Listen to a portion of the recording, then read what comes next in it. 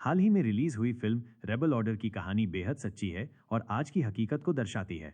आज की कहानी एक ऐसे ही निर्दोष व्यक्ति की है जो अन्याय और भेदभाव का शिकार हो जाता है। ये कहानी दिखाती है कि कैसे एक आम आदमी को अंधेरे की ओर ढकेला जाता है। कहानी का मुख्य पात्र जॉन एक साधारण अमेरिकी युवक है जो म्यूजिक सुनते हुए हाईवे पर साइकिल चला रहा था। बदकिस्मती से उसकी साइकिल पुलिस की गाड़ी से टकरा जाती है। गाड़ी में बैठे दो पुलिस वाले पीटर और चार्ली बेहद गुस्से में आ जाते हैं। दोनों गाड़ी से उतरते हैं और जॉन से पूछताछ करते हैं। जॉन की आईडी चेक करने पर पता चलता है कि उसका आपराधिक रिकॉर्ड नहीं है, लेकिन उसका कजिन ड्रग्स के केस में जेल जा चुका है। जॉन शहर इसलिए आया था ताकि अपने कजिन की जमानत के लिए $10,000 की राशि जमा कर सके। पुलिस वालों को जब ये पता चलता है तो उन्हें लगता है कि अब तो शिकार मिल गया। वो जॉन के बैग की तलाशी लेते हैं, लेकिन जॉन कहता है कि बिना कारण कोई भी पुलिस वाला उसका बैग नहीं देख सकता। इस पर पुलिस कहती है कि तुम्हारे रिश्तेदार का रिकॉर्ड खराब है तो शक जायज है। आखिरकार वो बैग दिखाने को मजबूर हो जाता है। बैग की तलाशी में पुलिस को ड्रग्स तो नहीं मिलता, लेकिन $36,000 नकद मिलते हैं। पुलिस को पहले से पता था कि जमानत के लिए जॉन के पास बड़ी रकम हो सकती है। अब वो पूछते हैं, इस पैसे का सबूत दो वरना हम इसे अवैध घोषित कर देंगे। जॉन बताता है कि ये रकम उसे रेस्तरां के मालिक ने 1 साल की एडवांस सैलरी के तौर पर दी है और बाकी पैसे उसने अपनी कार बेचकर इकट्ठा किए हैं। लेकिन मुहजबानी बातों को सबूत नहीं माना जाता, इसलिए पुलिस पैसा जब्त कर लेती है और एक पर्ची पकड़ाकर कहती है कि कोर्ट जाकर सबूत दो, फिर पैसे वापस मिलेंगे। जॉन जब कोर्ट जाता है तो वहां से जवाब मिलता है, इस पर्ची पर तो मुहर ही नहीं है, पहले पुलिस स्टेशन जाओ और वहां से मुहर लगवाओ। जॉन समझ जाता है कि उसे बस टालने और घुमाने की कोशिश की जा रही है। ये पूरा सिस्टम उसे फुटबॉल की तरह इधर उधर उछाल रहा है। आखिरकार जॉन का गुस्सा फूट पड़ता है। ऑफिस में बैठी कर्मचारी ने कहा, तुम मुझ पर चिल्लाओगे तो कुछ नहीं बदलेगा, उल्टा तुम्हारे खिलाफ ही मामला और बिगड़ सकता है। मैं तो बस अपना काम कर रही हूँ। जब दोनों के बीच बहस तेज हो रही थी, तभी कहानी में एक नई किरदार आती है, एना। एना एक समझदार और धैर्यवान औरत है। उसने जॉन की पूरी बात ध्यान से सुनी। उसने कहा, तुम्हारे पैसे वापस पाना इतना आसान नहीं है, क्योंकि कानून में एक प्रावधान है कि ड्रग्स से जुड़ा कोई भी शक होने पर पुलिस बिना किसी ठोस सबूत के भी पैसे जब्त कर सकती है। यह कानून ड्रग माफियाओं को रोकने के लिए बना है, लेकिन इसका दुरुपयोग भी बहुत होता है। ये सुनकर जॉन गुस्से में बोलता है, ये तो सरासर जबरदस्ती है। वो कहता है, ये पैसे मैं अपने भाई के लिए लाया था। तब पता चलता है कि जॉन इतनी जल्दी में क्यों था। जॉन का कजिन माइक असल में ड्रग्स नहीं लेता था, बल्कि उसने एक स्थानीय ड्रग डीलर को पकड़वाने में मदद की थी। उसकी गवाही के आधार पर वो डीलर जेल चला गया। फिर वो जेल से ही एक जाल बिछाता है और माइक पर ड्रग्स की तस्करी का झूठा आरोप लगवा देता है। अब माइक को सजा हो चुकी है और वो जेल में ट्रांसफर होने वाला है। लेकिन असली डर की बात यह है कि जिस जेल में माइक को ले जाया जा रहा है, वहां वही ड्रग डीलर पहले से मौजूद है और उसका इंतजार कर रहा है ताकि उसे मार डाले। और आज ही माइक की जेल में ट्रांसफर की तारीख है। अगर जॉन जमानत की रकम नहीं पहुंचा पाया तो उसका कजिन मारा जाएगा। ये सब सुनकर एना को हमदर्दी होती है, क्योंकि उसकी खुद की बेटी भी इसी तरह के झूठे आरोपों का शिकार होकर उससे अलग हो गई थी। इसलिए एना तय करती है कि वो जॉन की मदद करेगी, लेकिन जल्दी से हल निकालने के लिए पैसों की जरूरत थी। जॉन एक बार फिर शर्मिंदगी झेलते हुए अपने रेस्टोरेंट के मालिक के पास जाता है और एक बार फिर $10,000 एडवांस की मांग करता है। सौभाग्य से मालिक एक नेक दिल इंसान है। वो जॉन की मदद करने के लिए राजी हो जाता है। हालांकि उसके पास ऐसा कोई बैंक खाता नहीं था जहां से वो पैसे ट्रांसफर कर सके, इसलिए मालिक ने चेक भेजने का फैसला किया। लेकिन हर चेक की अधिकतम सीमा $1,000 थी और पूरा पैसा भेजने में वक्त लगने वाला था। इस बीच जॉन भी चुप नहीं बैठा। उसने ठान लिया कि अब वो भी पलटवार करेगा। वो सीधे पुलिस स्टेशन गया और उन्हीं दो पुलिस वालों के खिलाफ शिकायत दर्ज कराने लगा, जिनमें से एक ने उसे टक्कर मारी थी और दूसरा उसका पैसा ले गया था। उसने कहा, जो पर्ची तुमने दी थी उसका कोई कानूनी मूल्य नहीं है, इसका मतलब तुमने मुझसे डकैती की है। उसे लगा कि पुलिस प्रमुख शायद अपने अफसरों को डांट लगाएगा और पैसे लौटा देगा, लेकिन हुआ इसका ठीक उल्टा। पुलिस प्रमुख उनसे भी ज्यादा बेरहम निकला। उसने जॉन को धक्का देकर पुलिस स्टेशन से निकालने की धमकी दी। तो जॉन ने कहा, मुझे सिर्फ $10,000 चाहिए ताकि मैं अपने भाई को जेल से निकाल सकूं। बाकी $26,000 तुम रख लो, मुझे कुछ नहीं चाहिए। जॉन के झुकने पर पुलिस प्रमुख थोड़ा नरम हुआ और बोला, पैसे तो नहीं मिलेंगे, लेकिन कल सुबह 9 बजे तुम्हारा भाई यहाँ से ट्रांसफर होगा, तुम उसे एक नज़र देख सकते हो। जॉन सोचता है, अगर मैं उसे देख लूं तो शायद किसी तरह उसे यहाँ से ले जा सकूं।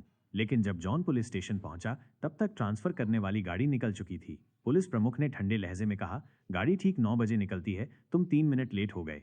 ये तो सीधी सी बात थी कि उसे बेवकूफ बनाया गया था। जॉन हार मानने वाला नहीं था। अच्छी बात यह रही कि उसने दूर से अपने भाई को देख लिया। अब उसके पास कोई और चारा नहीं बचा था। उसने एक बार फिर रेस्टोरेंट के मालिक से गुजारिश की कि जल्दी से $10,000 ट्रांसफर कर दें, मगर जॉन ने सोचा भी नहीं था कि अब पुलिस उससे भी एक कदम आगे जाने वाली है। पुलिस प्रमुख ने अब जॉन को एक ड्रग डीलर घोषित कर दिया और उसका नाम लेकर चीनी रेस्टोरेंट पर भी छापा मार दिया और रेस्टोरेंट से बड़ी मात्रा में कैश जब्त कर लिया गया। अब मामला सिर्फ जॉन तक सीमित नहीं रहा, उसकी वजह से उसका मालिक भी फंस गया। अब जॉन पूरी तरह से टूट चुका था। उसने फिर से एना से संपर्क किया। थोड़ी देर बाद एना चुपचाप पीछे के दरवाजे से निकली और जॉन से मिली। उसने बताया, कोर्ट में मेरी हर हरकत पर नजर रखी जा रही है। अगर मैंने ज्यादा मदद की तो मेरी नौकरी भी जा सकती है। फिर उसने साफ साफ कहा, अब तुम्हारे भाई को बचाने का सिर्फ एक रास्ता है, पैसा। लेकिन अब तुम्हारे पास एक फूटी कौड़ी भी नहीं है। हार की कगार पर खड़ा जॉन एक बार फिर पुलिस स्टेशन पहुंचा, लेकिन इस बार वो समझौता करने नहीं, कुछ और करने आया था।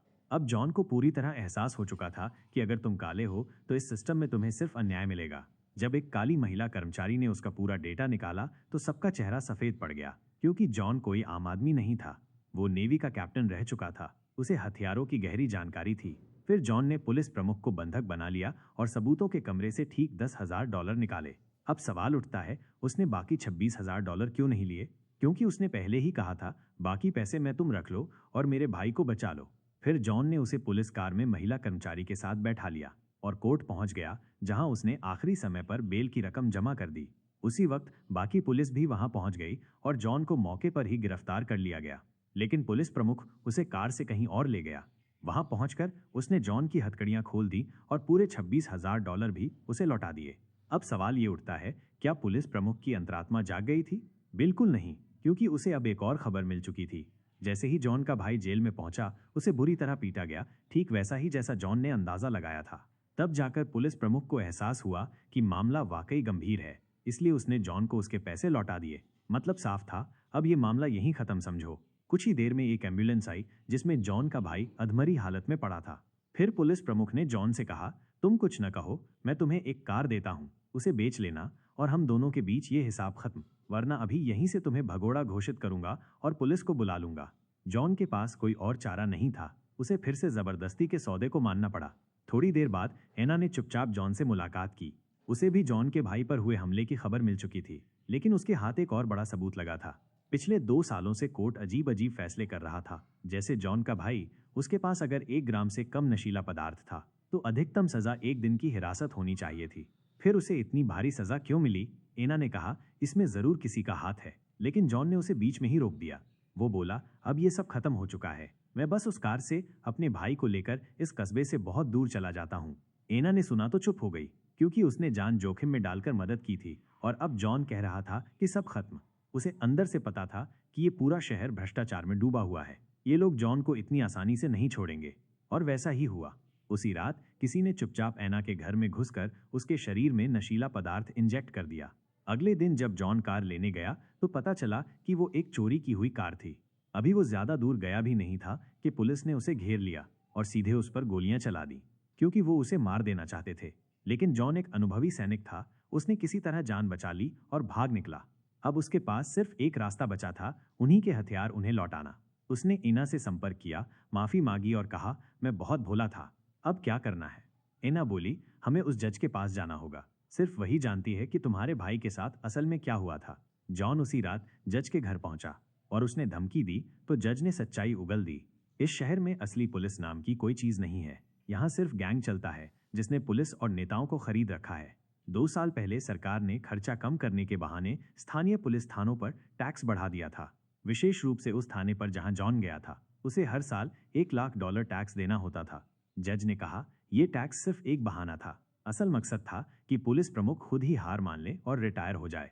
इस दूरदराज के कस्बे में इतने बड़े पुलिस बल की कोई जरूरत नहीं थी, लेकिन पुलिस प्रमुख इसके लिए राजी नहीं था, क्योंकि उसे अपने उन वफादार साथियों की रोजी रोटी का भी ख्याल रखना था जो सालों से उसके साथ काम कर रहे थे।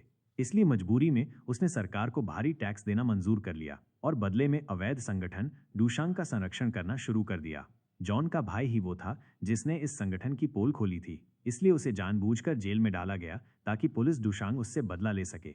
लेकिन इसमें एक कमी थी, पुलिस थाने में सीसीटीवी कैमरे लगे हुए थे जो सीधे राज्य कानून विभाग से जुड़े थे। उसे मनमाने ढंग से बंद नहीं किया जा सकता था। यानी कि जॉन के भाई की पिटाई का वीडियो मौजूद था, पर एक शर्त थी, वो फुटेज सिर्फ 1 हफ्ते तक सुरक्षित रहती है। और अब जॉन के भाई के पीटे जाने को 6 दिन हो चुके थे। जॉन के पास सिर्फ 1 दिन बचा था। अभी बात चल ही रही थी कि जज की बोली लड़खड़ाने लगी। एना ने देखा पास में एक दवा की शीशी रखी थी जो अब पूरी खाली थी, यानी कोई पहले ही आकर जज को जहर दे चुका था ताकि उसका मुंह हमेशा के लिए बंद हो जाए और दोष जॉन के सिर पर मढ़ा जा सके। जैसा कि अंदेशा था, कुछ ही देर में पुलिस की गाड़ियां पूरे इलाके को घेर चुकी थीं। लेकिन शुक्र है जॉन और एना वक्त रहते वहां से निकल गए। अब उनके पास बस एक ही रास्ता बचा था, पुलिस थाने से वो सीसीटीवी फुटेज चुराना और सबके सामने असली चेहरों को बेनकाब करना। जॉन को पता था कि ये कितना मुश्किल काम है। वो अकेला था और सामने पूरी एक सशस्त्र पुलिस फोर्स। आखिरकार जॉन ने आधी रात को चुपचाप पुलिस थाने में घुसने का फैसला किया। वो सीसीटीवी फुटेज चुराने में लगा ही था कि तभी उसकी मुठभेड़ एक ड्यूटी अफसर से हो गई। वो कोई और नहीं बल्कि वही पुलिस अफसर पीटर था जिसने शुरुआत में जॉन से सख्त पूछताछ की थी। दोनों के बीच जबरदस्त लड़ाई छिड़ गई, लेकिन काफी देर तक जूझने के बाद पीटर को समझ आ गया कि वो जॉन का मुकाबला नहीं कर सकता। उसे लगा जॉन अब उसे जान से मार देगा, मगर जॉन ने उसे बख्श दिया। ये बात पीटर के लिए चौंकाने वाली थी, लेकिन जो बात जॉन नहीं जानता था वो ये कि पीटर ही पुलिस फोर्स का इकलौता ईमानदार अफसर था। जब उसने जॉन के पैसे जब्त किए थे तो वो भी पुलिस प्रमुख के आदेश पर किया था। उसे हमेशा यही बताया गया था कि जॉन कोई बड़ा ड्रग डीलर है, जैसा कि पुलिस प्रमुख ने उसे समझाया था। अब जॉन ने उसे वो सीसीटीवी फुटेज वाली रिकॉर्डिंग दी और कहा, इसे देखना, फिर तुझे समझ आएगा तेरे अफसर कितने गंदे और भ्रष्ट हैं। फुटेज देखने के बाद पीटर का नजरिया पूरी तरह बदल गया। तभी जॉन को एक और योजना सूझी, लेकिन इसमें उसे पीटर की मदद चाहिए थी। और जब पीट को सच्चाई का पता चला तो उसने जॉन का साथ देने का फैसला किया। इसके बाद जॉन और पीटर ने मिलकर दुश्मन को भ्रम में डालने की योजना बनाई। पीटर ने योजना के अनुसार ये नाटक किया कि जॉन ने उसे बंधक बना लिया है ताकि पुलिस मुख्यालय से भारी संख्या में फोर्स बाहर निकल आए, ताकि जॉन को मौका मिल सके और वो पुलिस स्टेशन में घुसकर सभी वीडियो फुटेज को चुरा सके। सुबह पीटर ने योजना के अनुसार पुलिस को कॉल कर दिया। जैसा सोचा गया था, पुलिस की एक बड़ी टुकड़ी तुरंत रवाना हो गई, मगर जब पुलिसकर्मी पीटर को बचाने पहुंचे तो उन्हें शक हो गया। उधर जॉन को इस बात की खबर नहीं थी। वो अभी भी पुलिस स्टेशन में कैमरा फुटेज निकालने में लगा हुआ था। जब बाहर से भारी फोर्स की आवाजें आने लगीं तो जॉन समझ गया कि कुछ गड़बड़ हो गया है। अब उसके पास कोई और रास्ता नहीं बचा था, बस एक ही विकल्प था, आखिरी बार जोर लगाना। इधर पीटर भी अपने साथियों से जॉन के लिए रहम की गुहार लगा रहा था, लेकिन पुलिस प्रमुख ने पागलपन की हद पार कर दी।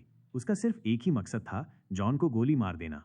जॉन को भी मजबूरी में मुकाबला करना पड़ा, लेकिन फिर भी उसने किसी को जान से नहीं मारा। इसी बीच पीटर को अपने ही साथी की गोली लग गई, जिससे उसकी टांग बुरी तरह जख्मी हो गई। अगर वक्त रहते इलाज न होता तो खून बह जाने से मौत हो सकती थी। फिर जॉन ने पुलिस की गाड़ी उठाई और पीटर को तुरंत अस्पताल पहुंचाने के लिए भागा, लेकिन पुलिस प्रमुख जॉन की गाड़ी का पीछा करने लगा और उसके टायरों पर फायर कर दिया। जॉन की गाड़ी के टायर फट चुके थे, ब्रेक भी नहीं लग रहे थे। तभी एक महिला पुलिस ने पुलिस प्रमुख की गाड़ी को टक्कर मार दिया।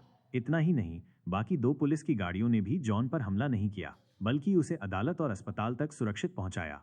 यानी कि अब यह साफ हो गया था कि पुलिस विभाग में पीटर अकेला ईमानदार नहीं था, और भी कई लोग थे जो बस अपनी नौकरी बचाने के लिए चुप थे, वरना वो भी इस भ्रष्टाचार से नफरत करते थे। आखिरकार जॉन ने सारे सबूत कोर्ट में सौंप दिए और पुलिस प्रमुख व उसके गुर्गों के खिलाफ केस दर्ज किया गया। अब जॉन को इंसाफ मिल गया। उसके साथ हुआ अन्याय अब दुनिया के सामने था।